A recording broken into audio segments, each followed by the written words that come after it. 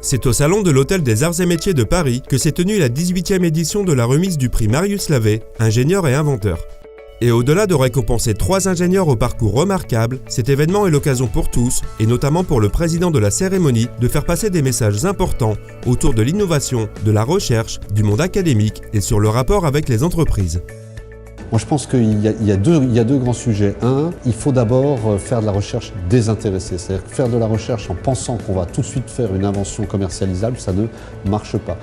En deuxième, il faut trouver les moyens pour que cette recherche, entre guillemets, inutile, soit transférable et transférée au monde de l'économie par des voies simples, efficaces. La recherche, l'invention, l'innovation, c'est du risque, c'est du hasard aussi un petit peu. Et c'est le long terme.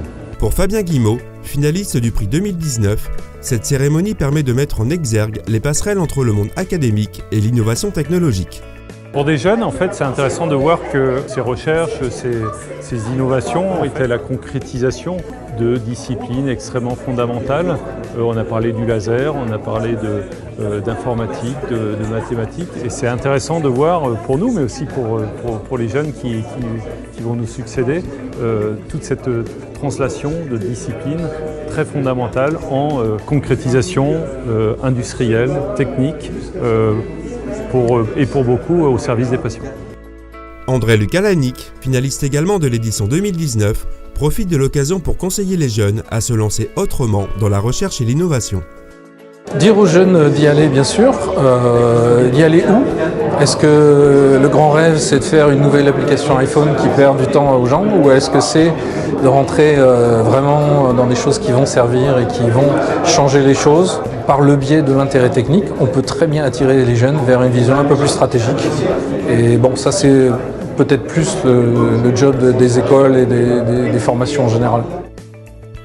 Et pour Luc Solaire, vainqueur de l'édition 2019, cette cérémonie est une véritable reconnaissance de son parcours d'ingénieur, mais aussi un moyen de valoriser l'excellence de l'innovation en France.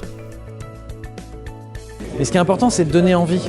Et ça, c'est l'objectif de ce genre de soirée, donner envie au plus grand nombre de se lancer dans ce défi, de relever des défis, d'être ingénieux, et notamment pour tous ces jeunes ingénieurs qui sont présents en France, de ne pas avoir besoin d'aller à l'étranger pour le faire.